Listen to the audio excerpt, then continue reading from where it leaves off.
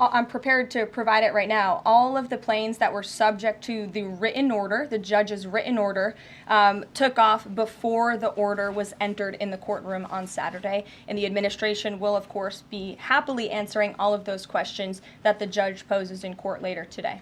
And for people who have due process questions about making certain that there wasn't anyone who was swept up who did not meet the criteria that you laid out, is there a way for the administration to provide more detail about how that was determined, who the individuals were that met this deportation order? Yes, I can assure the American people that Customs and Border Patrol and ICE and the Department of Homeland Security are sure about the identities of the individuals who were on these planes and the threat that they pose to our homeland. They take this incredibly seriously. They are putting their lives on the line to deport these designated terrorists from our country, and they should be trusted to do that. And that's exactly what the American people elected this president to do.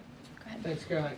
Just to follow up on that, then, so you're saying definitively that the administration can prove everyone that was put on those flights in El Salvador was either a member of Tren de Aragua, MS-13, or some other entity? We've already provided the breakdown in the effort of transparency about the 261 illegal aliens who were deported. 137 of those were deported under the Alien Enemies Act. 101 of those were Venezuelans removed via Title VIII, which, as you know, are just regular immigration proceedings. And 23 of them were MS-13 Salvadorian gang members. There were also 2 MS-13 ringleaders as part of that group of 23 who President Bukele particularly expressed his gratitude for their return so he can demand justice in his home country. Jennifer. What criteria, though, other than, say, tattoos or maybe being in the wrong place at the wrong time, are they using to determine that someone is actually a member of one of these organizations?